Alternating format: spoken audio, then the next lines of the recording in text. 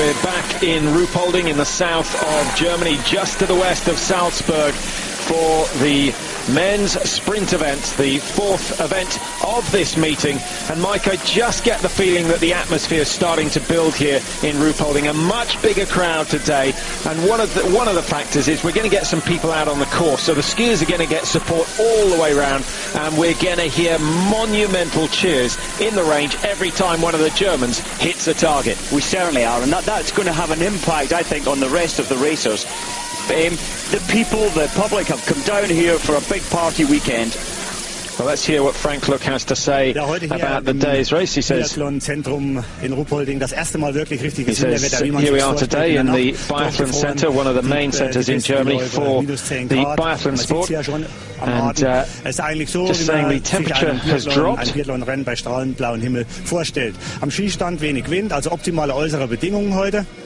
Well, he's saying on optimal form are some of the Norwegians, and he's expecting them to feature, but also don't rule out the top Germans, the likes of Gross and Fischer. He's just referring back to the men's relay, which of course was won by Norway, Germany in second place, Austria in third, so just keep your eye out for the likes of Suman and Rotman. He's saying expecting some good results also from the younger Germans. So he obviously wants the Germans to win today, but I think he's a little nervous that the Norwegians are going to perform once again. Well, Mike, let's have a quick look at the weather conditions today. It's been very variable all week, and the tracks have been particularly icy, but for once the temperature has dropped. Well, this is the Rupolding the athletes love. -5 degrees, the blue skies. A little bit worrying for the coaches. Was it going to snow today? Was it not? But the clear skies have come through, so it's fairly level conditions throughout the whole race. So many people starting. The start list extends over a long period of time, but the conditions shouldn't change much. Well, there are a fair variety of hats, and we've also got a variety of skiers out on the course. A total of 124 entered for today's race, and it's going to be a long, drawn-out affair, but it should be a real cracker, with Ole Einar Bjorndalen looking for another win, Raphael Poré, who seems to have been dropping off form, but the Germans will get the bulk of the support. The likes of Fischer and Gross expected to work wonders here in the World Cup Series for this season, and we're into day 4, and the men's relay on the card today. The men's relay, the men's sprint on the card today. 7.5 kilometres for the women's event, and the men's, Mike, quite a tough race. It is a tough race. We're extending further out. Hopefully we'll see the map of and the profile of the course. But today the track includes an extremely steep climb for about 200 metres. And that really does take the stuffing out of your legs. Very fast downhill after that. And that's the only change from the relays course. Well, first on the starting gate is Roman Dostal, but just remember, 124 starters, so it's going to be an hour before everyone has got on the track, and the likes of Roman here, well, he's going to be finished before number 50, Sergei Roshkov, even takes to the course. So it's one of those occasions where if there's a change in conditions, it doesn't look like it because we've got a good stable high sitting over Rupolding at the moment, but if they should change and the wind pick up or the light change, then you never know whether it's better to go first or last, but most of the teams and the coaches have decided that Group 1 is the best one to be in. Absolutely, and if you remember back to last year, this very dry snow started to fall 3/4 of the way through the race, and it completely changed the shape of everything. The coaches had anticipated that would not happen, and of course we had some people coming through who weren't expected to do well that day. Miro Kozic out on the course already as Mickey Grice, the first of the big names, takes to the start line on good form in Oslo a month ago, but Mickey has lost his form somewhat. He started missing in the prone position, which is always a concern. It should be the easier of the two shoots, but the 28-year-old now firmly a member of the German relay team, and I think we're going to see him go up and down over this season, and then we're going to see his best form next year. Well, he looked very tense there, almost panicking. He knows he has to do well today, but there was so much tension in his body, it can bring you back. Zhang of China, we've got Chinese, Chilean, Argentinian, New Zealanders, a very international sport now. Although we've got the four big nations, France, Russia, Germany, and of course Norway, other nations are starting to close the gap. And in the women's, the Chinese doing very well. We haven't seen them feature so much in the men's event, but Zhang has a chance to do that today.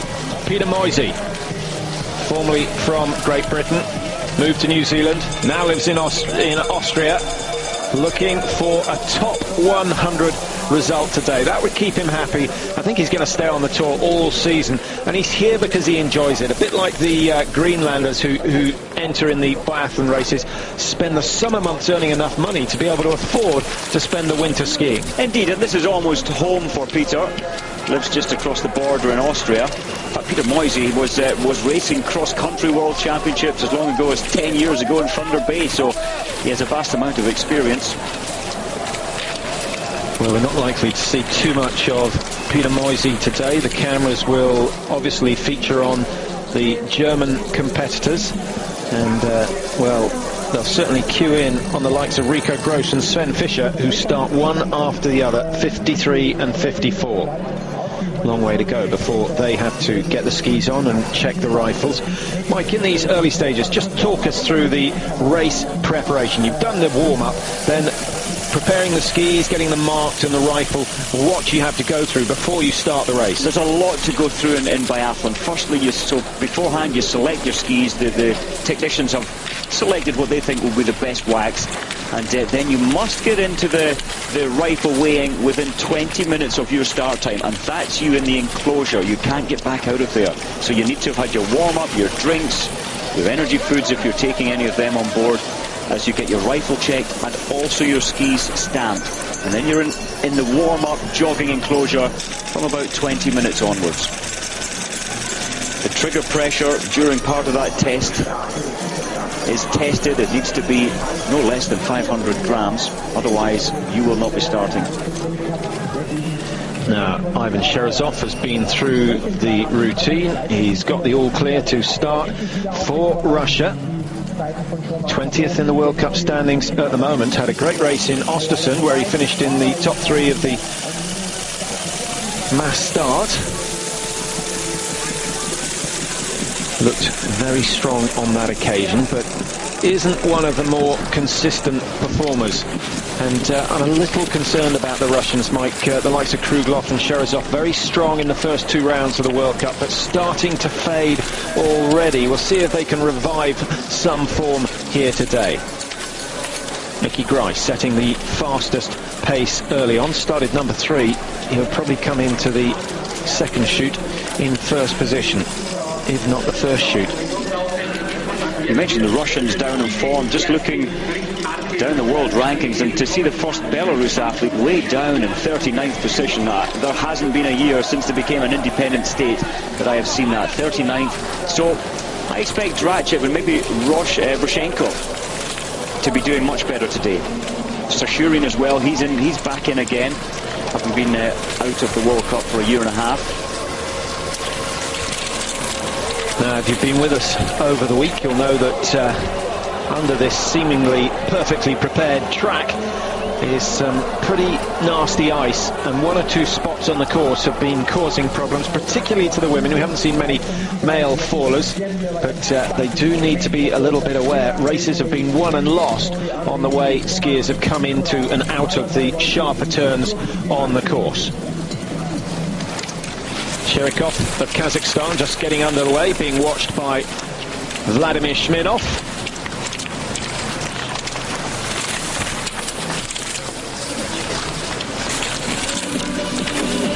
Next to start for the American team, Jay Hakkinen, having an excellent season so far this year. He's already guaranteed himself entry for the World Championships this year. Doesn't have to go through any trial races. He's put in good enough World Cup races.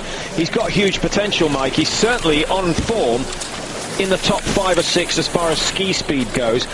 What he doesn't seem to be able to do is combine his good skiing form with his good shooting, which is unusual. It is indeed, but Hakkinen, he likes Rupolving. If you look past the previous 8-9 season, he has performed slightly better here, so he's got a much better feeling coming into the range. as you say, his skiing is always good, but squeezing the trigger is Jay Hackinen's problem.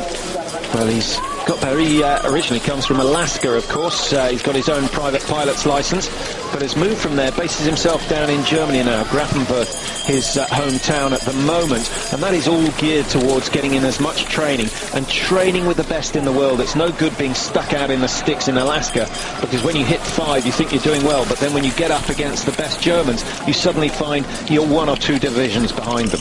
It's a good point, and Japan suffers that same isolation, as does China now. They're not training alongside or even picking up on the most recent thinking and training methods if you really are separated. So well done Jay Hackinen for moving himself to a place where he can improve his game.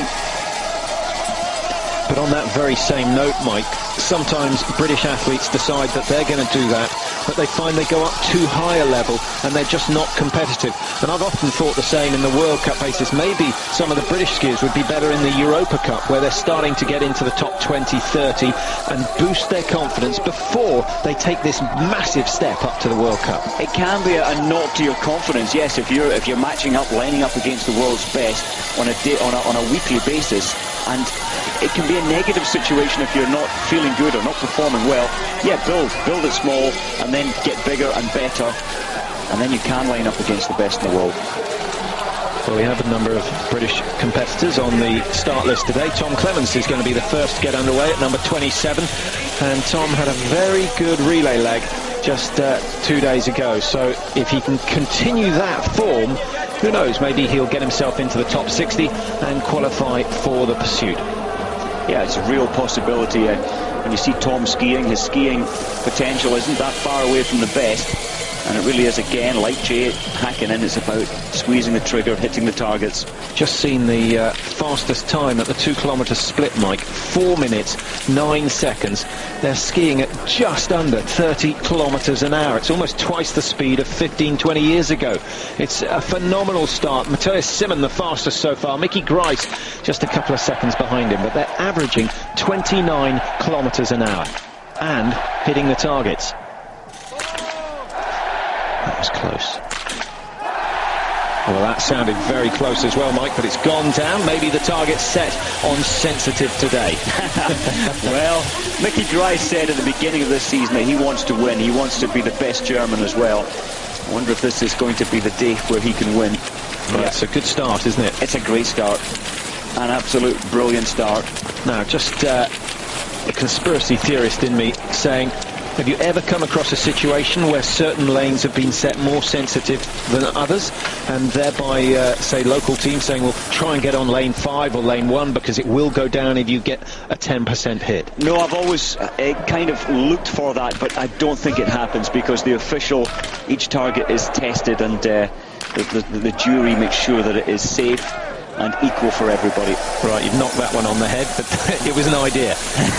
Zhang for China, good shooting, comes out clear, a little bit behind the likes of Grice and Dostal, but that will be an encouraging start. I think what we'll see is him pick the pace up on this middle loop, and then the mistakes will come thick and fast in the standing, but let's hope not. Oh, interesting style, lifting the legs very high. It's not as if there's a lot of powder snow behind. That to me strikes me as inefficient. And it puts the tip of the ski down into the snow, so you run the risk of the ski tripping you up almost, but it seems to be working for him. He's got phenomenal power in his legs, Zhang, and that's as good as he's ever been in the first 3 kilometres. And talking about ski tips hitting the snow, that's one of the things that you have to cope with at the beginning of every season. Just trying to bring the toes up a little to bring the ski tip off the snow, and it can often give you that sort of shin splints-like feeling down the front of the lower leg. And certainly if you're thinking about some skiing later on in the season, it's worth training the muscles that lift the foot up, the dorsiflexors I think they call them, just to ensure that you don't suffer that in the first couple of days of skiing. And it can, in fact we've seen some top athletes laid low with it, compartment syndrome, isn't that the muscle running down the front of your leg, which with the strain of the ski on your toe, it can stress that muscle just too much. Nice one. Well, no, you're spot on. You never know, I could be a physio as well. No, I don't advise it. Right, Simon of Switzerland goes central for the first shot.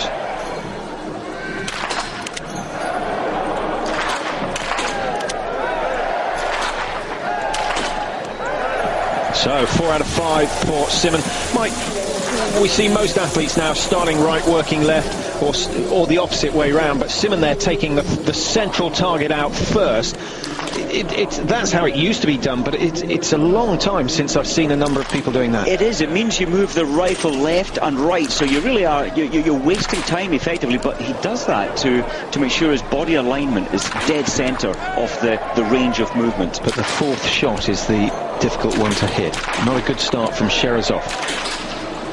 Skiing okay, but the shooting by his standard and by the Russian team standard, very poor indeed. 2 penalty loops for Sherazov, an extra 300 metres. He is out of contention at the moment.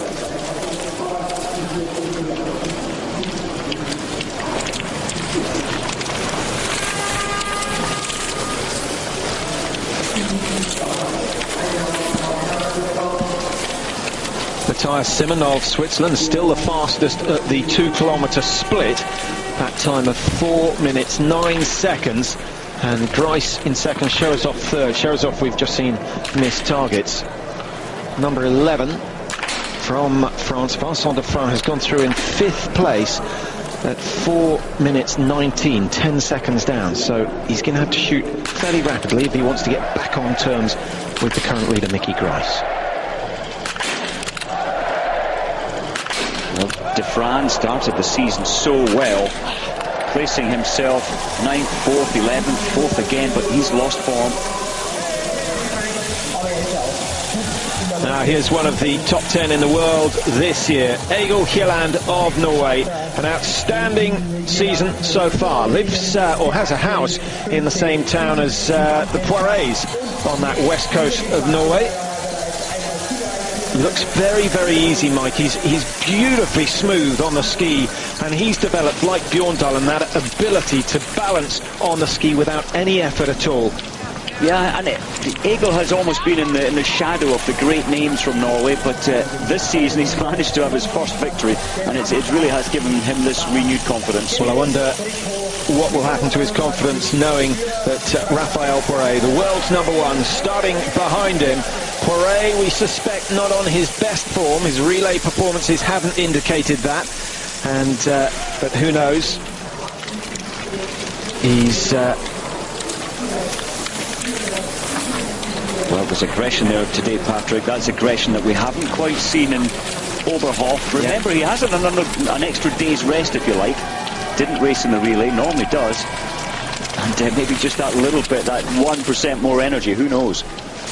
3rd, 2nd, 4th and 6th in the sprint event so far for Raphael Poiret. Yet to get a win, but he's always been in contention when it's come to the pursuit events. Mickey Grice has had a very positive start indeed, skiing well, and that clear shoot has put him in a strong position, put a bit of pressure on the big names to come. We've just seen Hjelland and Poiret starting. Other names that you might want to watch out for. Anderson starting at 38. Always a bit of a lottery as to what's going to happen to him. Thomas Sikora, the best of the Poles, in the top 10 of the World Cup ranking, starts 39. And then if you go down to 46, we've got a mass of the top seeds. Hannibal goes 46, Krugloff 49, Rojkov 50, then Bjorndalen, Gross and Fischer all start one after the other. 52 for Bjorndalen, 53 for Gross, 54 for Fischer. That is where the race can be won or lost.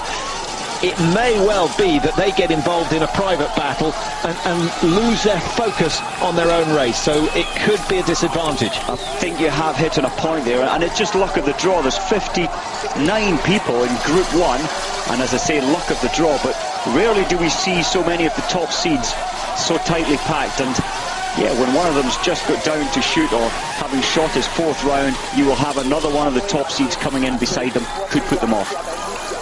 So here comes Grice, pushing hard, taking risks, but he knows that if he wants to win this sprint event, he has got to push the limits. 40 seconds inside the fastest, but he started number 3, so we would expect nothing less. Now, a quick question for you, Mike. Off the top of your head, the average age of the top 10 in the world? Just as a random thought, I would say it'd be about 29 to 30-year-old. 30. Spot on. But only 2 of those 10 are actually under 30, and they bring the level right down. The likes of Krugloff and Eckhoff in their early 20s. Everyone else 31, 32, 33, and of course I think it's Fischer 34, the oldest in that group. So if you're 25 and thinking you're past it, think again, because it's not until you get to your early 30s that you're at your prime. It's quite strange, and I know the IBU had a slight problem with this, as Wolf sadly has missed 2 targets and keyed this man in to do well today, top 5. Yeah, the IBU were making sure that, well, what policy can we create to bring in more junior biathletes, but they're just not good enough to make their team, because it's such an experienced, and it's a sport of stress where you have to cope with stress, physical stress, to hit small targets. Well, that is exactly why you've got the Europa Cup to develop these people. Mickey Grice we consider as a junior, but he's no longer 26, 28. 28-year-old he is, yeah. 1 target, that's really cost him, I think, a place in the top 10 even, but just judging by his speed in the relay, Bjorn Dahlen made him look as if he was out just on a training race. Well, he's still skiing okay. That split time of his on the first split, very impressive indeed. He's got the lead at the moment, but it doesn't mean anything, because the big names are still to come, and here is the biggest of them all, the World Cup leader, Raphael Poiré. He's gone off like the wind. Brilliant skiing so far from Poiré. Looks, is that Egil Kjelland he's caught, or no? Surely not. No, that's his teammate. That's De Flan on his second loop. Poiré's first loop. Now, do they ski exactly the same? Well, I wonder if that'll irritate Poiré to have his teammate right on his heels. I think so. Knowing that he's also a lap ahead of him. Zhang. Oh my well, God. we thought he might miss some standing. Ooh. Thrown 1 away. That's not too bad from Zhang. Good fast shooting. They've obviously decided that despite their lack of experience, shoot fast and just get better at shooting fast rather than starting slow. Now here's a man who is going to ski fast. He'll shoot fast as well, but you never quite know what is going to happen. An excellent sprint race to finish in second in Oberhof, but then he threw it away with his result in the pursuit. And I'm just checking the figures. He missed 6 in the prone, 7 in the standing. So a total of 13 shots out of 20 going wide. Andersson's shooting record this year, 72% prone, 63% standing. And to think he can still get on the podium, it's an indication of just how quick he is. He is so fast, and it makes you just wish that he would hit more targets, but Frode is entertaining, without a doubt. I think he should have started this week, as he did last week, with a dummy in his mouth, having become a father on the 29th of December. And he needs something to relax him, I think, just before he sets out in the race. Well, I think he's in danger of finding himself out of the Norwegian team, so he definitely needs to change his tactics. The Norwegians, so many talented biathletes nowadays. A lot of it due to the success of Ole Einar Bjorndalen and the rest of the squad. Bridges from Latvia doesn't have a huge support team behind him, ranked 19th in the world. You know, a lot of respect for a man who can place himself 19th. You do need a big team backup behind you, and he doesn't have that. Watching Egil Kjelland go through the first of the very tough climbs indeed. How is the split time? 6:35. He's in touch with the leaders at 2.9 kilometers. Poiré just at 2 kilometers. He's 3 seconds off the pace set by Wolf. And 3 seconds quicker than Egil Kjelland. Here he comes up to that second split time. Have a look at the technique. Look how he's that much more dynamic than everyone else. A little dance from one leg to the other. Difficult to keep it going on this sort of a hill, but Poiré seems to manage somehow. And he's just outside the leading time by Alexander Wolf. But a positive start from Poiré. Is he back on his best form? Well, his pulse was on maximum at the top of that hill. And it's probably only 20 seconds by the time he's on the shooting mat. Great cornering. Yeah, absolutely excellent. I was just going to pick up on that. That's the first person we've seen trying to do very, very short, sharp skating steps to stay balanced over the ski. If you try and push too hard on one stride, you're going to go down, because the ice under the snow is not that forgiving. So interesting. Watch him next time round. Good lesson for all budding biathletes. Now, Kjelland.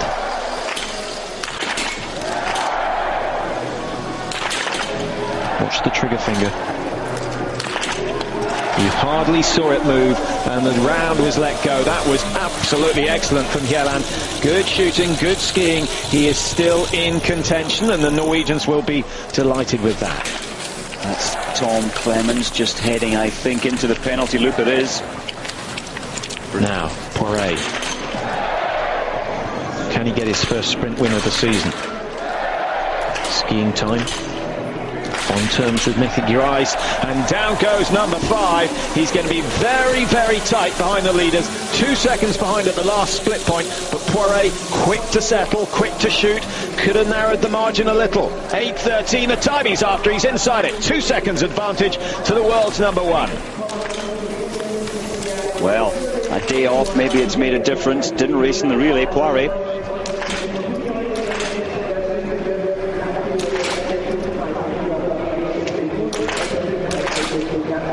That's disappointing from Darius Zemlia. The Ukrainians have picked their form up since Christmas. Looked impressive in Oberhof last week, but that is not the sort of start they were hoping for. 2 misses from Darius Zemlia. Now Mike, starting number 47, one of the veterans of the Tour, 37 years old now. 6 wins in his career, Ludwig Gredler. The last of those came in 1997, but he had a brilliant relay run the other day, second fastest on his leg, and if he can do that, he has potential to finish in the top 3.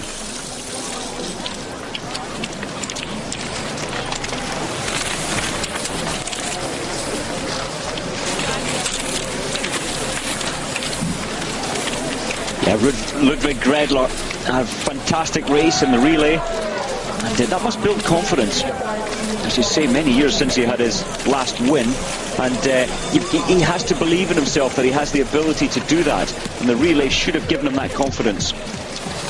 So back with Mickey Grice, who's now heading towards the end of his challenge. We predicted that he would come in across the finish line just before number 50 sets out. That is Sergei Rozhkov of Russia, and it's not going to be too far out. We've already seen the likes of Anderson and Sikora starting. Grice looking very, very tired, but that's exactly the way it should be at this stage of a 10-kilometre race. Predicted winning time, Mike, around 26, 27 minutes? Well, I think it's going to be a little closer than that today, because the loops are only taking 8 minutes. So I would say probably even under 24 minutes. I had expected it to be greater than that, but they really are flying around this course. Conditions a little faster than they have been in the relays.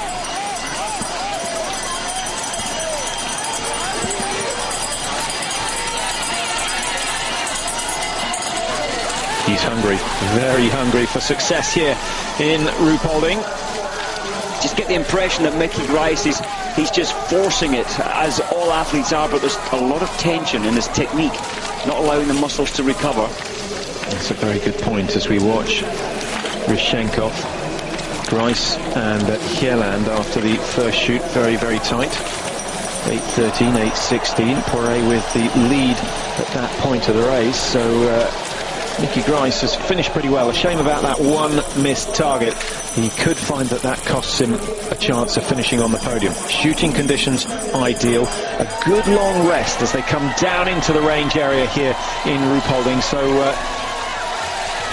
it's now one of the easier ranges to approach, although you've got to be able to recover from that big climb about 400 meters before the shoot. Well, that's right. You need to be in fit condition. Well, it's just over 24.5 minutes, but well, that's going to be beaten by 30 seconds at least. Fastest time in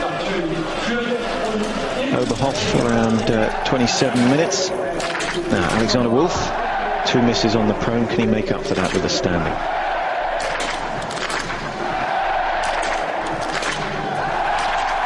Not a bad shoot from the policeman. Maybe they do more of their shooting in the standing position. He clears 5 with that second shoot, and the 26-year-old heading out now, just 3.3 kilometers to ski. Goes through at 17:12 and looks impressive at the moment, but there are so many talented skiers out there. He's likely to be outside the top 10 with 2 misses. Now, can Anderson hit 80% of the targets? Didn't see what happened there, but he's having to hand feed a spare round.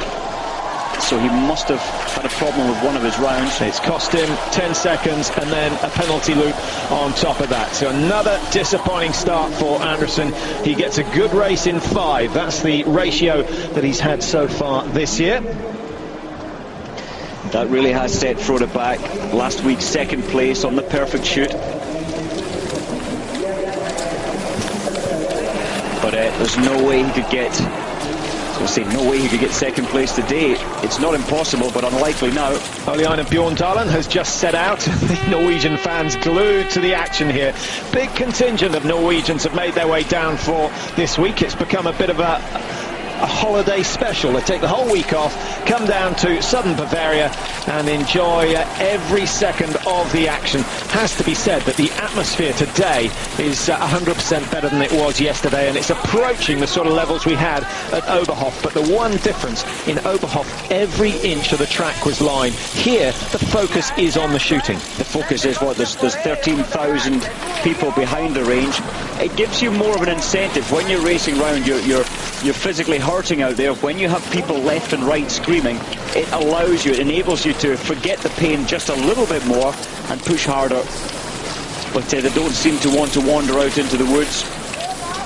Sven Fischer just pushing towards the line. An interesting email just coming through, Mike, from Scotland, strangely enough. Gary Wilkinson from Dunfermline, just saying why has he never seen a left-handed gun? But I think if we see everyone, he may well see one man at least shooting left-handed. Absolutely. There's an athlete from the Ukraine who shoots left-handed. Peter Moisey shoots left-handed. A number, not that many, maybe only less than 1% of the field. But they're not ranked in the top 30 in the world. Not because they're left-handed, but it is a little awkward because you always approach the range from the left-hand side, so it involves a 180-degree turn as you come in, and the same again as you go out. And of course, when you're lying, your skis are likely to clash with the man on the range to your right. And so I think a lot of people who are naturally left-eyed, should we say, are encouraged to switch to the right-hand shot.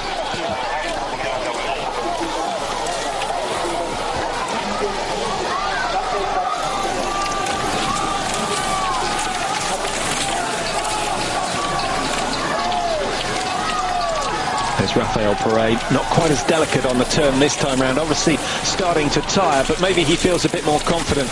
He got a feel of the snow first time, knew he could take his time, and he's certainly gaining time on the uphills and the downhills. It's a good run from the Frenchman so far. Leads after the first shoot, now approaching the range for the second time. Egil Kjelland still holding off the Frenchman. Look at the focus on the face of Kjelland. This is his strength. He doesn't rush it. He knows, of course, time is important, and Poiré has just come in beside him, but he's still not going to rush.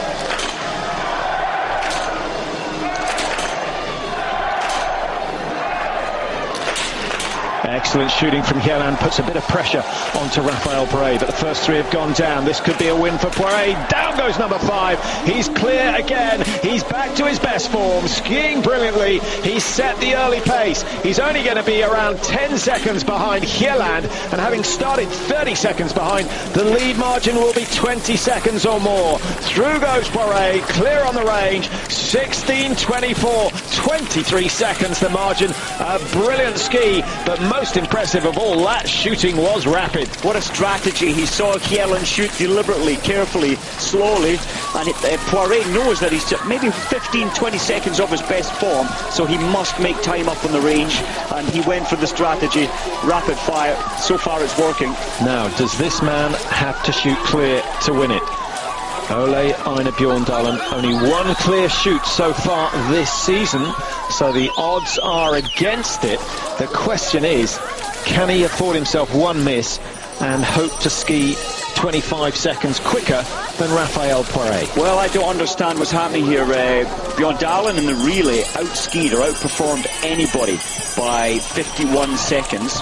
And today, at the 1 kilometre split time, he's 4.5 seconds off the pace, so he's taking it really steady in this first 3 kilometres. Is he taking it steady, or are we seeing an Axel Teichmann? Possibly, but just to explain, Axel Teitmann, the leader of the cross-country World Cup, but today not looking on his best form. He was a good minute behind the leaders in the 15-kilometre. We think he's starting to fade. Too good too soon in the season, and that peak has come to an end. Is it the same with Ole Einar? Well, I'm just wondering if after the performance in the relay, because it was exceptional, I'm just wondering if he's tired. Well, that's he may be taking it steady, but he still finds it incredibly easy to blast past the rest of the field. He's got the likes of Chernikov of Kazakhstan on his heels, and I think Chernikov is taking up the challenge. Well, yeah. I think we're worrying for no reason. He's only 1 second off the pace now, and looks to be taking it easy. You think that was just a steady start at the beginning? So if that's the case, Bjorndalen has decided to ski steady and make sure he hits the targets, but he's still got to do that. Easier said than done. Fingers crossed then if you're from Norway for the great Ole Einar. Raphael Poré has set a very tough target indeed, but we shouldn't forget the likes of Gross and Fischer, who started 30 seconds and a minute behind Bjorndalen respectively. This looks like Rico Gross coming through. He's still in touch with the pace, 5-6 seconds off the pace. The odds on the betting shops today were 18-1 on Gross, and I think with this being his home patch, he can do very well indeed. Well, I found better odds, Nordic Bet offering 20-1 on Rico Gross this morning. Good start from Bjorndalen. Look at that, Mike. His odds were only 2.2-1, and no wonder. The ski time is good. 8:11 Poiret's time. He needs an advantage of 15 seconds. He's got 11. Now, if he can build another 14 seconds on the next loop, then Bjorndalen can afford one miss, and he'll still have the possibility of coming home. But remember, he's never that good on the last loop.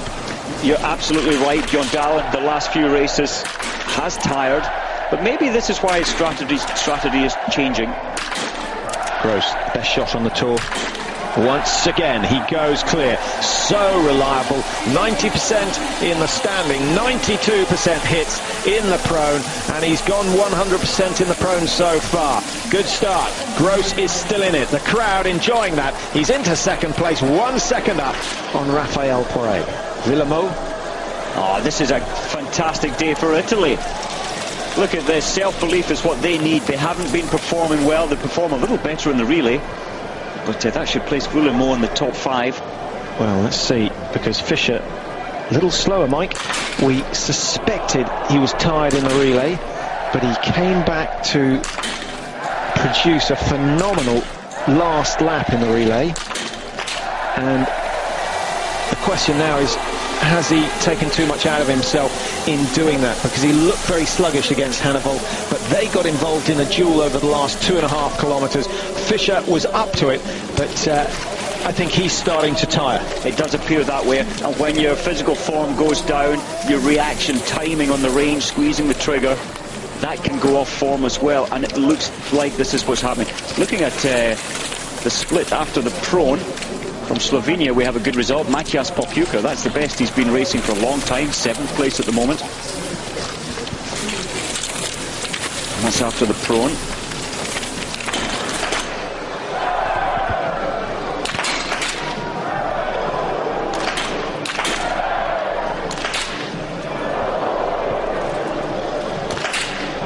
Well, another poor display from a disheartened Frode Andersen. He's been left behind by the rest of the Norwegian team. He's still a good skier, don't get me wrong there, but Andersen cannot seem to hit the targets. One good shoot so far this year.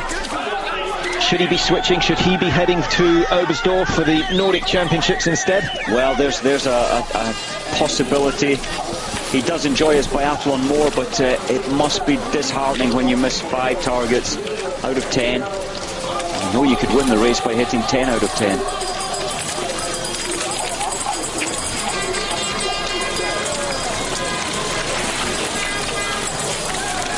Raphael Poré completed his shooting. He's gone clear in the prone. and set a very quick time indeed. Starting number 29.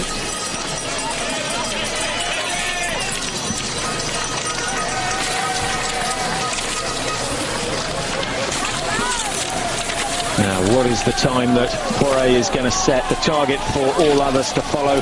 He's dragged Egil Hjelland right the way around this last loop, so Hjelland 30 seconds behind, but he's going to make a break on this last hill now. These two could get tied up in knots here. There's no room for Hjelland. Poiré doesn't allow it. He moves slightly to his left to block the route of the Norwegian. I guess that's fair. He's looking for the best patch of snow, and Hjelland can hardly claim to be the fastest skier. 42 seconds inside the fastest so far. What a good day for Raphael Poiré.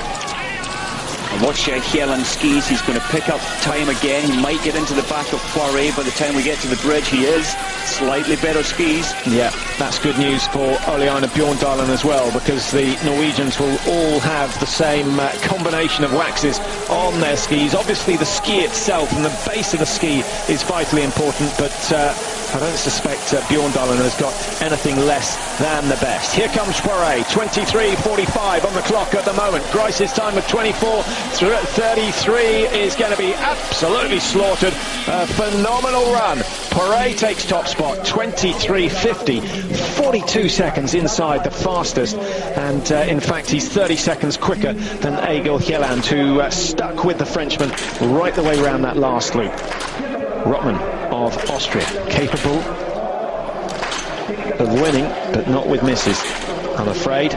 It's a lot better than his relay. Remember, he only hit 2 targets with 8 rounds in the relay, so good comeback for Rotman. That can destroy you by making big mistakes, but this man is back in form. Incidentally, if you've got any questions or anything you'd like to say about the biathlon coverage, do get on to ski@invoice.de and we'll get back to you if we can. But always interesting to know what you think about the program, the races, the formats of racing. Anything that's caught your imagination, let us know. And Mike will do his best to answer your questions. Well, I'm so impressed. 16 seconds, an Italian biathlete at this stage in his race.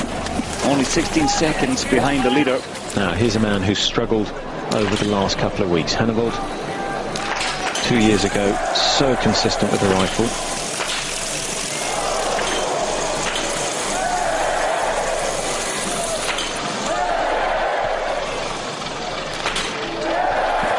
And another 2 misses from Hannevold.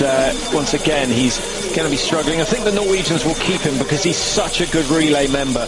He may not be the quickest, but he is a better shot than the Andersons and the Bergers, and therefore they need him in the squad. But it's a little like golf, Mike. You can be on brilliant form one year, and the next year it just doesn't happen for you, and most of it's between the years. It is in the head, but Hannevold can go through a bad phase and come back out. As we saw there, missing 2 targets, it shows that he hasn't got the total focus right now, but that could be a good thing for the World Championships. Well, look at the top 8. The only big name missing from there is that of Sven Fischer after the first shoot. Gross in second, Poiré 2 seconds behind Gross. It's all very tight indeed. Bjorndalen is set for a victory, provided he can hit all 5 in the standing. Just going to say, good to see Holubitz doing so well. Potential top 10 he would have got out in. And that's just what the Czech Republic need. They want belief in themselves again, but maybe not today.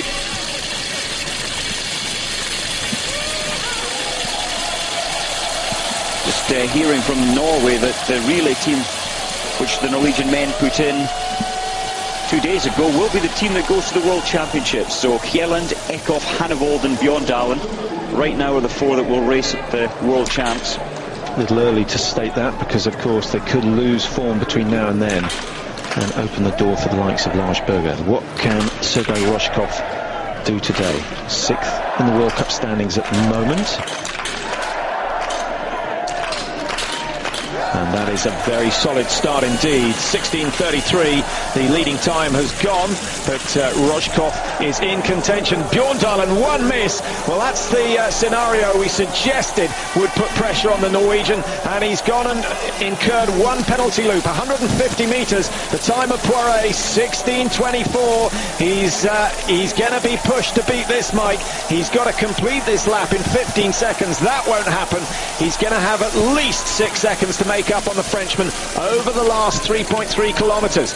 Can he do it? Well, last week, Bjorndalen in the 10 kilometres set out at a horrific pace, slowed down just a little bit in the second loop, and really slowed down, including a fall in his third loop. Today he started slowly, and I just hope 2.8 seconds. 2.8, that was a quick loop, sub 20 seconds, first man to achieve that. So Bjorndalen on a mission. You think he's changed his tactics? I think he's changed his tactics, but is he running low on energy? Mullermo was running a little low on energy, but that is still brilliant. Second place, well done. Ahead of Hjelland. He'll be delighted to take the scalp of that on-form Norwegian. Just 22 seconds down off Poiré's time. I don't think he'll be too upset with that.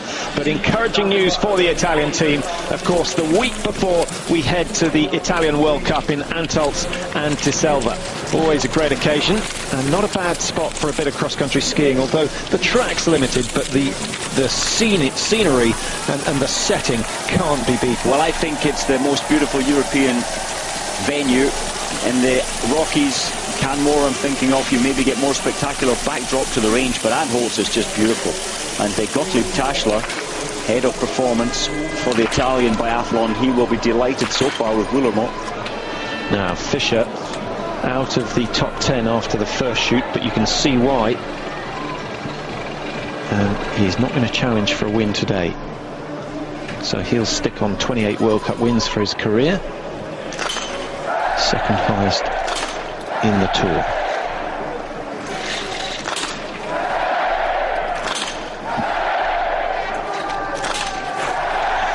One noticeable thing with Fischer's shooting, Mike, is there's so little movement of the rifle in between shots. He uses a different cocking mechanism to many of the other biathletes, and he's so stable in between rounds. It doesn't look quite so easy in the prone, but in the standing, there is no variation on the aim at all, and that is one of the best standing shoots we've seen today. 54 seconds the margin now. He's put himself in with a chance of claiming yet another pursuit victory. Look at the fight here now. Wouldn't bet against the fact that he'll have the fastest last loop, because he knows this is important to place himself top 15 to get a good start in tomorrow's pursuit. It is important. Well, all eyes on the track, because Ole Einar Bjorndalen heading towards the finish as well. We'll try and bring you an update as he goes through 8.6 kilometres. That will leave him just 1,400 metres to go. And Bjorndalen, remember, 2.5 seconds down on Raphael Poiré's time. Poiré looked strong, but not his best on the last loop.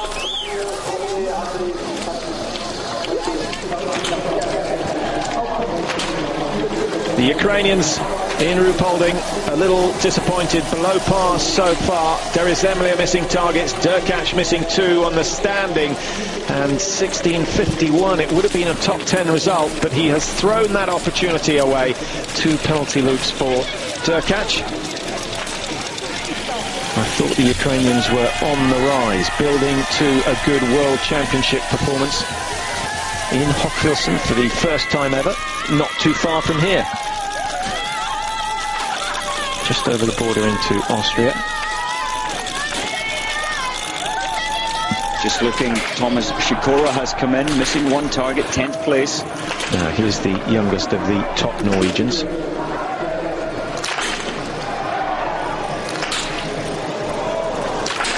Not a particularly good day for Stiernekov. That's a shame. He's third in the World Cup rankings. He's 123 points behind the likes of Raphael Poiré. But he is the best of the Norwegians. Maybe third, fourth and fifth. Now, this is the news we were after. Ole Einar Bjorndalen. Is he heading towards victory here today in Rupollding? He's missed 1 target, which is 1 more than Raphael Perret, but he is the fastest man out on the track so far. 2.5 seconds to make up on the Frenchman at the last split point. He goes very wide indeed, looking for the firm snow. 20:38 the time he's after. He's inside, but it's so close. He's not much of a sprinter, so he needs to build an advantage of a second or so before the final 200 metres. Coaching staff need to inform Oleana Bjorndalen there's half a second in it, so he's pulled back. Let's just confirm from after shooting. 3 seconds. Just over 3 seconds.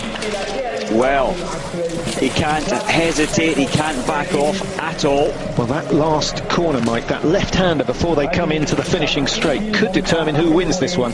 Perret took it nicely. He was very good on the first turn, but he got a tight line and a fast exit on that last loop. If Bjorndalen makes a mistake there, or he goes for the conservative cornering, which is rather like throwing in a parallel turn on downhill skis, I think he's going to lose the speed and possibly lose the race. There's so little in it. Any errors will multiply. You have to remember, he's already thrown away one victory this year by falling over in Oberhof just before his final sprint. Couldn't recover from that. Rico Gross has gone through 25 seconds. He missed one in the standing. Good performance from Rico. 6th place after the second shoot. Now is that Arne Edlund running alongside Bjorndalen. Here comes Halvard Hannevald. 2 misses today. Too expensive for a man of his speed. Into the top 10, but he is not going to stay there because there are 2 or 3 men still out on the track who are considerably quicker and more accurate in the range area. Hannevald, this is a big day back in 1998 when he won the Olympic individual title. Since then, the Olympics has all been about this man. Oleana Bjorndalen cleaned up in Salt Lake City. 4 golds. He'll be going for 5 next year in Torino. How does he look so smooth and look so relaxed? Because he's not. He's on the physical limits of human performance here. Now this could be the key corner. One up this hill. He's got to work hard here. Remember, Poiré was still dancing at this stage and Bjorndalen trying to match him. He's starting to tire. You can see it's not quite as fluent as it was on the first loop. What's the time? 22:58. He's built the margin to 2 seconds now. Still can't afford a single mistake. The information being passed over. I wonder what they're saying. Are they saying it's level, or are they saying he's got the lead? Well, I think they'll be very honest with him, but it's difficult to hear when you've got all the cowbells and the people shouting, the spectators. You can hardly hear what the coaches are saying up this hill. Well, we missed Bjorndalen on the corner, but I can tell you that he is safely round and over the final bridge, heading towards the finish now. A sprint coming in from Sergei Roshkov of Russia. 24:33. It's a brilliant time. Roshkov takes 5th, splits the 2 Germans, Grice and Wolf, and I think Roshkov will keep his position in the World Cup standings with that. He currently lies in 6th. Here comes Oleana Bjorndalen, 23:46. Wow, what a finish. 3.6 seconds. Whew. How much energy is he going to have in the pursuit tomorrow? But he's beaten his nemesis, Raphael Perret, the 2 greatest men in the world, lying 1 and 2 at the moment. In a game, in a sport that involves so much luck and so much good fortune, it is phenomenal that these 2 are consistently 1 and 2 in the races. Beyond belief, they can just lift a little bit. Advantage maybe to Bjorndalen to have started behind Poiré. He wasn't as strong as we saw even 2 days ago in the relay. He has suffered out there. But tomorrow, he's got Poiré 3 seconds behind him as he starts in the pursuit. And whether that's a good thing or a bad thing. Well, here comes Rico Gross. Bjorndalen knows that the day isn't quite won yet because Rico, one of the biggest athletes in the game, but Rico 1 miss in the standing. It's ruined his chances. It would have been a very impressive time indeed had he gone clear on the standing. 24:25. 24 minutes was a possibility, and that still would only have given him 3rd position. So Gross has to settle for 5th place at the moment. But Germany, Mike, with Gross, Grice and Wolf all in the top 10 positions. Norway obviously leading with Bjorndalen. Kjelland in 4th place. Well, Rico Gross starting tomorrow 5th. This is the range that he trains on. I think he will certainly move forward from there tomorrow in the pursuit. Now we're going to have, unless we have, of course, a surprise result from the back of the starting list. Fischer coming in now, he's also missed one, but I don't think he's matched the ski speed of Rico Gross today. He looked very tired in the relay, although he dug deep. He's put in a powerful finish, Fischer, as always, 24.50, 9th place with just one miss. So skiing that bit slower than his teammate Rico Gross. Sergei Chepikov, another man to miss just one. Well, there were the days that Bjorndalen and Poiré could afford to miss two and still win races, Mike. Those days are long gone. Those days are past, but it's still good to miss one and take the victory. So far, it might change though.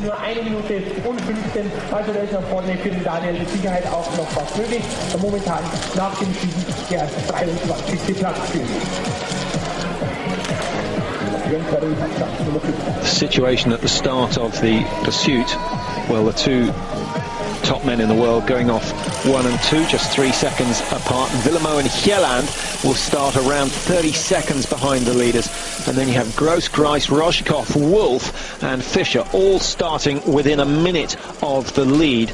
There really aren't that many big names missing from that order. Hannevold down in 14th. He likes the pursuits and the mass starts. I think we could see him climbing a few places, but at 120 behind, I'm not sure he's going to be able to cope with the pace of Bjorndalen and Poiré. It's a lot to catch up, but look at from China, there's a lot of new athletes in the top 15. Zhang from China, 12. We saw him shoot fast, and that is a fantastic performance. Simon again from Switzerland, proving that his results keep on getting better. 13th place. And of course Villemo of Italy, Mike, in third, still in a podium position. We'll keep an eye on that. There are one or two men out there still capable of beating that.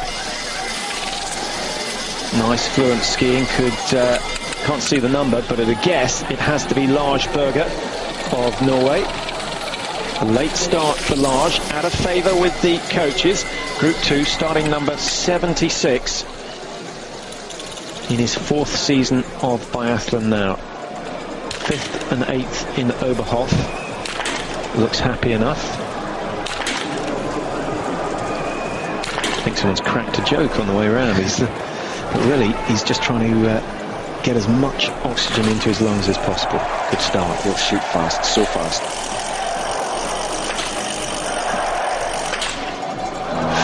He could only hit these targets. He's winning races, no problem. Look at the time, 16.18.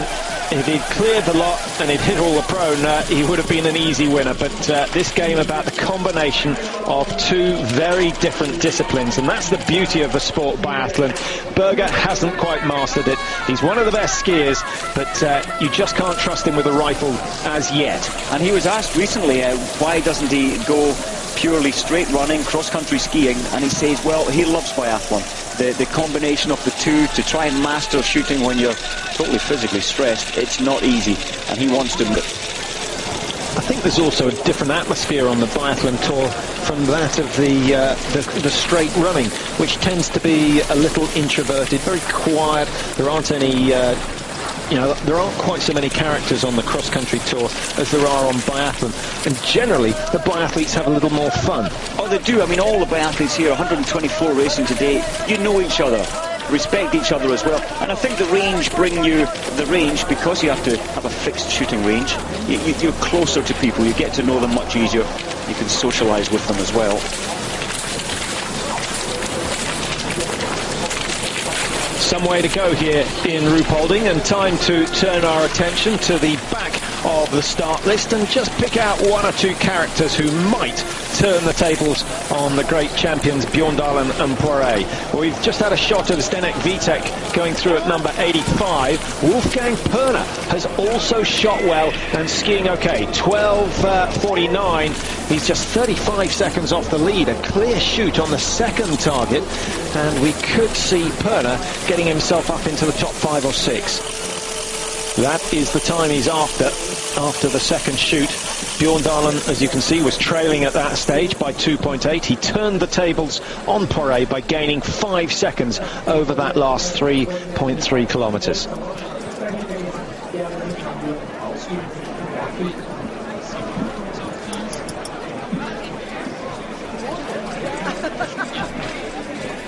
just after 3:10 local time in Rupolding, and the sun's starting to disappear. The temperature already starting to drop. May possibly be an advantage. Not a lot of moisture in the snow. Had it been a little wetter overnight, then the conditions would start to speed up. But they will get a slight advantage. Quite possibly, and if that is a factor, then Lars Berger in 9th place after his stand shooting. He could move from 9th up to 5th. He could knock Rico Gross off 5th place, but he has to ski 20 seconds faster. And only Lars Berger out there can do that. Well, we saw it last year in Fort Kent, where he took 30 seconds off the leaders to win the sprint event over there. It would be fascinating if he were to do that again. And it would be good to see that indeed. And without a doubt, coaching for Norway are out there informing Berger, listen, 20 seconds, you're 5th. And Berger will react. He'll probably smile. Yeah, he needs some top 5 results really to boost himself. He disappeared halfway through the first part of the season to go and do the Nordic trials, because he's another man who's going to be heading to Oberstdorf for the Nordic World Championships. Vitek going through 15:15. Good time so far. Good to see that. Vitek has been better than he so far this season, but he just needs more experience. Did I say Vito? I think I said Vito. Watching too much cross-country skiing, where Vincent Vito is the man of the moment. Well, Vitek had a stomach problem last year, injury, and hasn't quite got back up to where he has been in the past. Certainly wish him luck on the standing. Could play some top 10 at the end of the day if he hits all 5.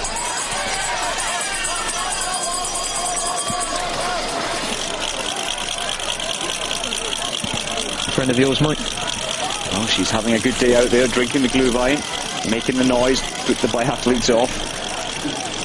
That's the thing, you really hear everything. You hear the shouting, you hear individual noises, if you let it penetrate your mind. Now, 85, Zdeněk Vitek from Jelemnitz in the Czech Republic. Got a win. That was way back in 2001 in the Hoxfilsen individual. Oh, that is a costly miss. Oh, disaster. He knew he was doing well. He tried to rush it.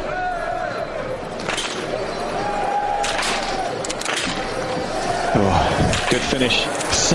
Sigh of relief almost that 2 targets went down, but a good race thrown away in the closing stages. Very depressing for Vitek. Sergei Chepikov has kept it reasonably clean, 49 seconds down. He could have been within 25 seconds, which would have been a top 5 result for Chepikov, proving that he is still a threat to the best in the world. Wolfgang Perner. Strange combination of targets. May have... Well, that's interesting. I think that may have been a mistake rather than intentional. And he's gone clear, 10 with 10. Perner, 16:50. It could be worth a top 7 finish. And I think that would be the best for Perner so far this year. Just news out on the track. Berger was 9th after the stand shoot. He's moved up to 6th, and he has to find another 10 seconds to get up to 4th. But he's only got 1,400 metres to achieve that. He'll be coming in the next 2 minutes or so to the finish area. Chepikov just finishing his run. And Chepikov likes Antholz, where the tour goes next week. And he's coming back into form. Go on, Berger. Well, he can catch. Look at this charge. I don't think he's going for 5th. I think he's going for 4th, Mike, because Egil Kjelland is not safe. Kjelland just 2 seconds in front of Rico Gross. He's not going to catch Villamo. 3rd place almost certainly safe as he comes down. Now the cornering, all important. Look at that glide. Brilliant skiing from Lars Berger. Tall figure, but he copes with the corners. No problem at all. Each stride 4 or 5 inches longer than anyone else, eating up the ground. What do you make of these new eye visors that they're using? Well, I mean, yeah, they do protect your eyes. They don't allow any of the wind to get onto your eyeball, which is a good thing. But I don't think they look that pretty myself. I wouldn't like to wear one. Good finish from Bernbacher despite the miss. A very late starter indeed. Number 106, but still 17 or so athletes to go through that prone shoot. Onto the penalty loop for Bernbacher as we switch back to Lars Berger. 3 misses. He's up to 5th already. Ahead of Rico Gross. Hjelland, I'm afraid, has had it. He's only got another 2 seconds to make up. 9.5 the distance. 500 meters to go. Most of it downhill, so maybe Hjelland can survive. It will depend a lot on ski speed. And, of course, the final sprint that we see here from...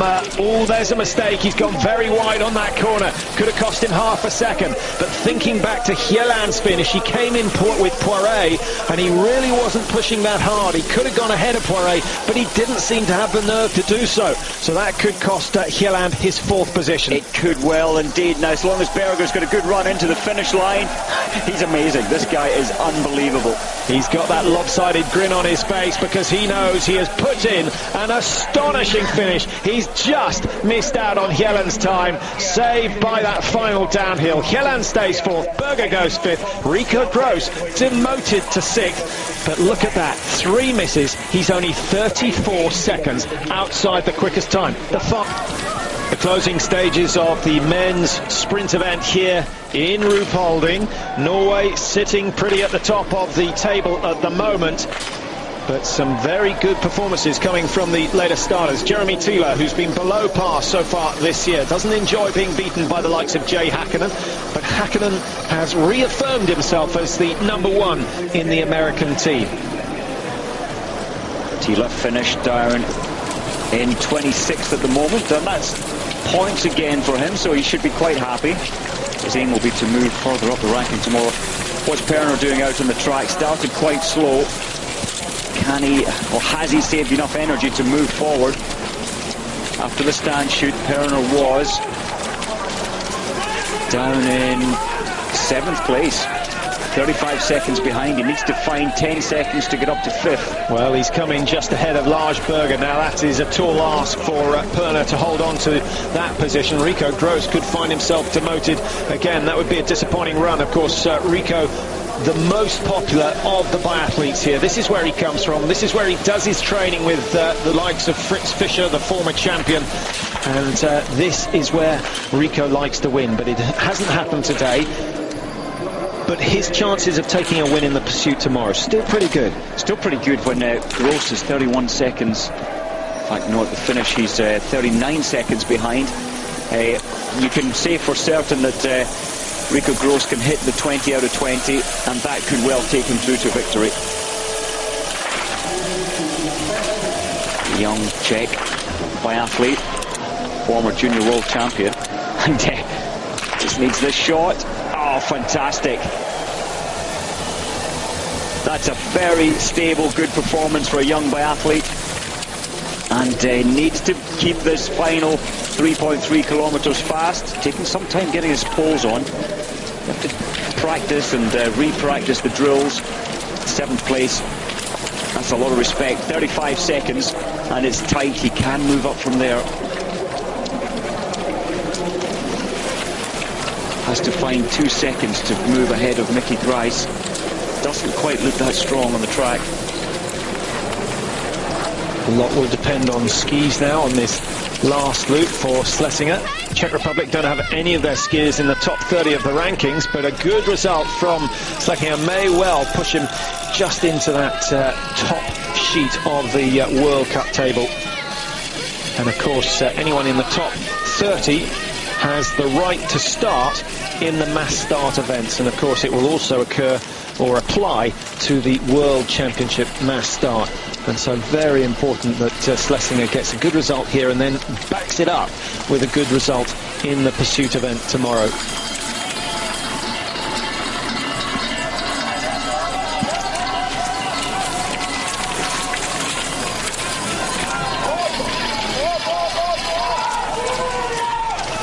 So in the final 1.5 kilometer, Perner had to find 6 seconds. Doesn't look possible to pass Gross.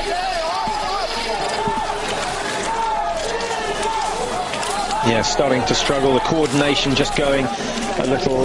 Mike, you were talking about the amount of effort skiers put in earlier on, and saw some interesting research where they found out that skiers actually travel faster when they thought they were going at 90% of maximum than they did when they thought they were going at 100% of maximum. And part of that is that your efficiency level comes down and you just cover less ground at in the same amount of time. It's an interesting one, that if you practice doing sprints, say over 3 minutes at 85%, 90%, 95%, you do find a correlation there. That it doesn't always go together. The harder you push, the faster you go when it comes to skating. Well, Perna hasn't done too badly, has he? Look at that, 7th position, a clear shoot, 43 seconds off the best. He's skiing a little more than a minute slower than Bjorndalen over 10 kilometres. There aren't many men in the world who can claim to be within a minute of the great Norwegian. But Perna's achieved at 7th place at the moment. So the standings at the end of the men's 10-kilometre sprint. Still 1 or 2 skiers out on the track, but we don't see anyone who's likely to challenge Bjorndalen, Poiré or Villemo in the 3 podium places. Excellent runs from Hjelland and Berger. Good duel between the 2 Norwegians there. Just a second separating those 2. Rico Gross set the early pace, but down in 7th position now. Rozhkov, Chepikov for Russia in the top 10. 1 miss apiece. How valuable that one shot would have been. They'd have been in the top 5 and that much closer to the start of the pursuit.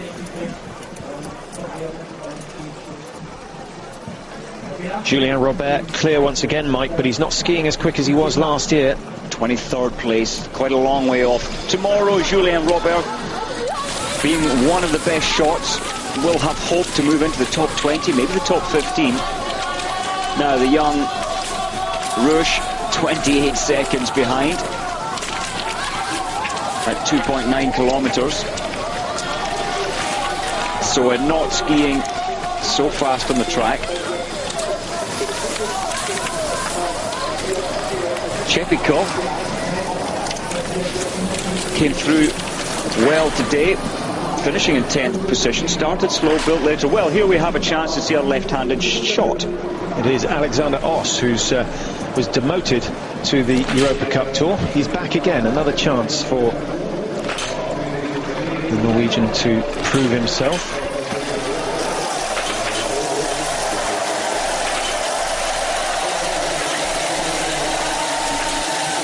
That was very impressive indeed. Fast, deliberate, no fear.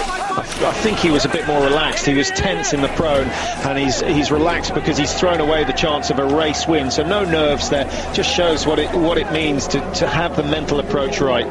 It's so important indeed. That was Schlesinger still holding on to 7th place, and I think he almost tripped up on his coach. Sometimes when the coach is excited and running alongside you, they do have to be careful because the skis spread over about 2-3 meters in width of the track. Nothing more irritating than being brought down by your very own backup team. Bernbacher, it was fast. Should place him in the top 30 as we get the split time after the second visit to the range. Sashurin up there in 25th place. 26 now. Bernbacher's knocked him down. Another German, top 25. Well, there's a mistake. That's cost him a couple of seconds. You press this little lever forward which releases your magazine. And you need to push it all the way into the housing until it clicks, or it will do just that. It will fall out. So Schlesinger going as fast as he can right now to try and move up into 6th place. It looks slow, but he's very powerful. Slow and deliberate technique.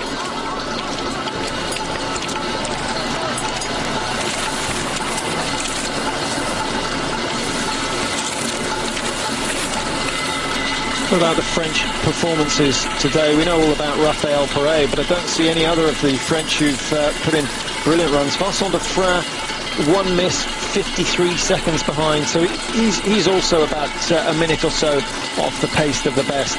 But Julien Robert not doing too badly, so just missing out They haven't been in the top 10, so we haven't seen too much of them. 17th for Julien Robert at the moment.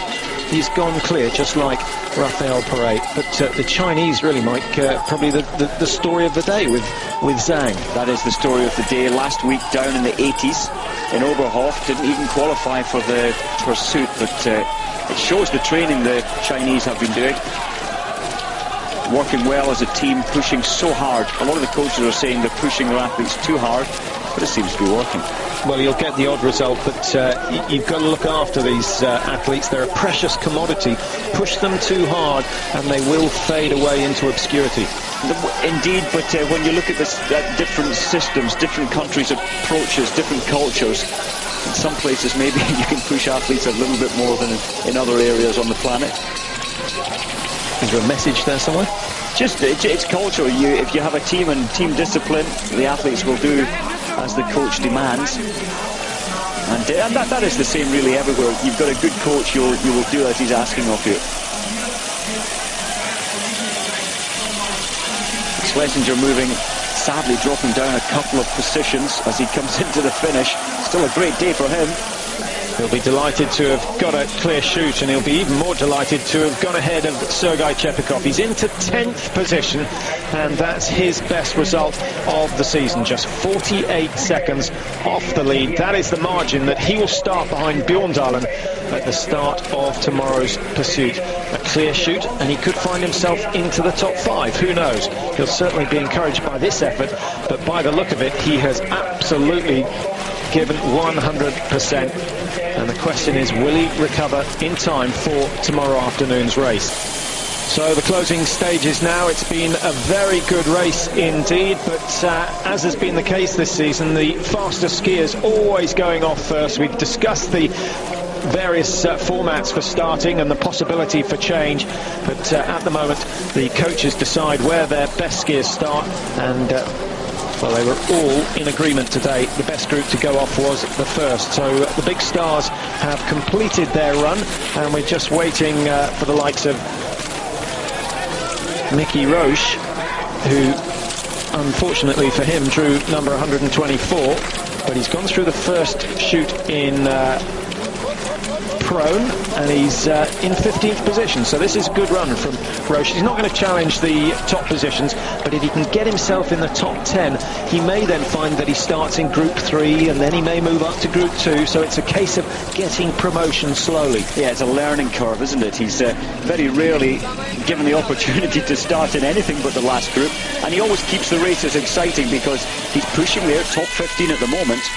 And for a young biathlete, that's a lot of credibility. Consistent, and may well be given his chance in Group 1 one day soon. Now, something we were talking about before the race, Mike, was pulse rates, and you say that a number of the athletes wear pulse watches on their wrists. I don't know where else they're going to wear them, but it does involve wearing a strap around the chest so they can monitor their pulse. The idea was put forward a few years ago that we have some system of knowing exactly what the athlete's pulse is as he comes in to shoot. Do you agree with that, or do you think the coaches would object? I think the coaches might object to see the levels that their athletes, if there's anything to learn from that. But you are, as you say, I think the main problem is you're wearing a strap around your chest, so when you're lying down you may feel the tension of this strap around your chest. I think there's more than just the visual issue, but I would like to see it. And it's certainly, as an interest point, it'd be interesting to see how hard Roche has come into the range. Probably at a pulse of 180, 185. For a young biathlete, as you get older, your pulse drops a little bit. But they could always just put those stickers on when you have an ECG in a hospital or something, just a sticker. That's not going to impede your breathing at all. It's not going to cause any effect. So it is a possibility, but what's stopping it must be the coaches and the teams deciding that they don't really want us to know exactly what level they're at. Is the technology there? I mean, it will be quite another aspect. Difficult to get all the shooting results collated and sent back to us. The visuals for that, I'm sure it's possible. I would like to see it. Paolo Longo, 8 out of 10, the same score as many of those who finished outside the top 30, so he's going to have to go some. He's already down in 25th position. I think it's going to be no points for Paolo Longo today. We haven't seen the Swedes at all today, Mike, and they're a nation that have surprised us with good performances so far. The likes of Bergman, Ferry, and the likes of Nielsen also. Yeah, Ferry is at the finish in 31st place, so no points for him. Try and update you on the other. Yeah, Nielsen, he was 9th last week in Oberhof, 44th today. Missed 4. Bergman has been shooting brilliantly. He's missed 4 as well, down in 54th. So all change for the Swedes. Let's hope that wasn't the only good performances we're going to see from them. Of course, winning the relay in Oberhof, the high, their first ever World Cup win in the men's relay. So we were delighted for them there, but things seem to have taken a downward turn. Maybe the celebrations just went on too long. Bernbacher needs to find 3 seconds to pick up 1 World Cup point, but he's running out of space to do that. If he cuts this corner nicely, charges to the line, there's a possibility, but it's unlikely. The Italians have improved a lot today. Davies de Canal down I say in 60th, but missing 2. Paolo Longo, as we know after the stand, is placed quite nicely, top 30. Well, here we go with the last starter, Michael Roche, on the range. Possibility of a top 10 should he go clear. Comes from Zimwald. Got a 6th position in Fort Kent last year, but that's not the way to start.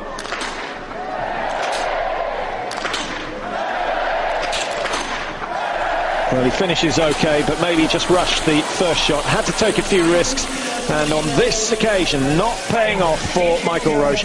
Bernbacher's come in 33rd, just missing out on World Cup points, but he gets himself a reasonable start in the pursuit. He's got a minute 50 to make up. He's not going to see too much action at the front of the field, but he may just be able to squeeze himself into the top 30 and thereby get some valuable points. There's Anders Besseberg above Bernbacher, president of the IBU. My mistake, Paolo Longo, in fact, after missing 1 target standing, fell down, dropped down to 53rd place after the second shoot. Purunen, I expected to do well today, but 59th after the second shoot. So there are the standings at the finish, and with the last man through the last shoot, there is absolutely no one going to touch the top 8 now. Bjorndalen and Poiré. Well, Bjorndalen will gain just 4 points on Poiré in the World Cup standings. The yellow bib will stay firmly on the Frenchman's shoulders. Sven Fischer was lying in 2nd. I think he's going to stay 2nd, but coming in 13th, he's lost some ground to Bjorndalen, who will move ahead now of Stian Eckhoff into 3rd position. And of course, Kjelland with another good run, he'll close the gap on the top 3 in the overall standings.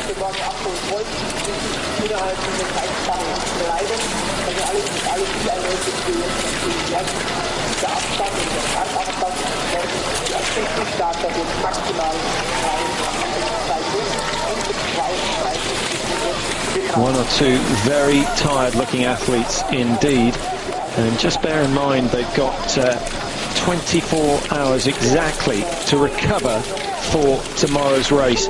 Over a longer distance, it's going to be fast, it's head to head, it's a very tough job. The first couple of rounds of the World Cup they recover pretty quickly, but by this stage of the season you've got to be immensely careful. What measures did you used to take to ensure that you were on form the following day? You have to be careful. We never had the luxury of getting massage or such like in the evenings. That's a huge part. You need to eat well, you need to rest well. A jog as a recovery to flush the lactic acid out of your system after this race. That assists your recovery. I think the main thing is just relaxing and trying to recharge your muscles for the next day. It is a tall order, 9 races in 3 weeks. First 3 weeks after Christmas. Another good result from the young Czech athlete, Moravec. So Moravec heading towards the finish. We're going to take a quick break here. We'll be back in Rupollding to wrap up this men's sprint event. Do stay with us for that. Welcome back to Rupollding. Just 1 or 2 skiers to complete their 10-kilometre run. The atmosphere, I have to admit, has gone a little bit flat because the race has been won for the last 40 minutes by Ole Einar Bjorndalen of Norway. And Mike, the only way to have a climax in this sort of event is to force the likes of Bjorndalen and Poiré to start last. Put the top 30 in the World Cup in reverse order at the back of the field to ensure that the atmosphere stays. I know you're not, I know you wouldn't approve of that, but you have to admit that would build the atmosphere and maybe limit the field to, say, 60, 70 starters. And it's also being thought about as the FIS, the cross-country, that put the fastest man last, so in your world rankings, fastest last, and so on, all the way up to start number 1. And without a doubt, that makes the race, keeps it alive well and truly all the way through. Well, if you've got opinions on that, do contact us on ski@infovoice.de, and then we'll have some idea of your thoughts as well. But this man, just too good on the day. Ole Einar Bjorndalen started number 52, perfect positioning. He was just 7 or 8 minutes behind Raphael Perret, could track the Frenchman right the way round, but he was in front of the 2 best Germans, the likes of Gross and Fischer. But today, neither of them put up a challenge. This man just too good. 1 miss on the standing, 2.6 seconds behind as he came out of the range for the second time. But he had no problem gaining 5 seconds on Raphael Perret over the last 3 kilometres, and that was good enough to give him the win. And believe it or not, he's out on the course testing skis already. Yeah, always testing skis, comparing skis. I think that was his brother Dag, who has been working for the team, just comparing the glide. Which skis do you think are feeling better? It's all about feeling. And how they have reacted after 10 kilometres of skiing. Just seen it finishing. Lee Jackson from the British team sadly missed 3 in his lying down, 1 in the stand, placed 92nd at the moment. Another thing about the skis, Mike, is it's not just the speed they go, it's the ease with which you can stand on them.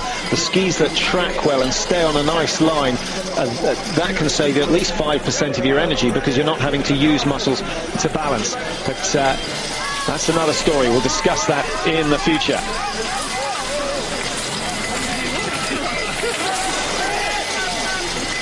Well, just about coming to the end of our coverage here in Rupolding as Mickey Roche heads towards the finish, the 21-year-old German. He's in his infancy as far as his biathlon career goes. Another 6 or 7 years before he can expect to be at the top of the World Cup standings. He's got the talent, he's had good junior results, but just needs some experience. And he's certainly getting that today. Tough call starting last in all of the World Cup. 124, it's a huge field today. There's Chilean, there's Argentinians, Spaniards, Bosnia-Herzegovina, Serbia, many different athletes.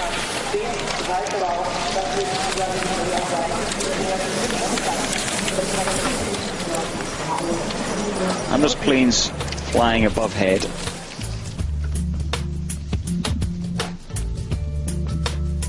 Well, let's enjoy some pictures of the best moments from today's race. Here is Ole Einar Bjorndalen. He'll play you out. Just have a look at his technique, his shooting, and appreciate the very best in the world.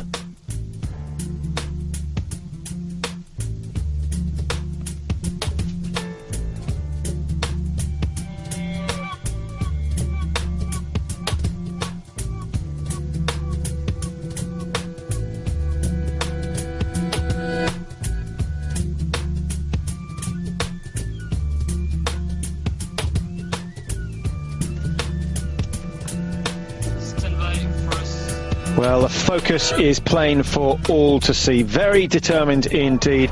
Despite the fact that he missed a shot, he never gave up at any stage of that race. But interestingly, Mike, Bjorndalen did seem to change his tactics today.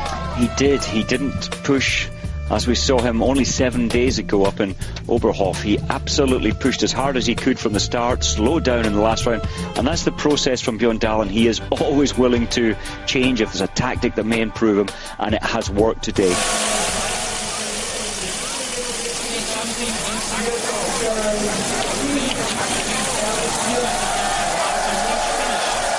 Roche coming into the finish now, the last man to start, so the last man that can make any impression on the top 30, but he's missed out as a result of the fact that he missed 2 in the standing.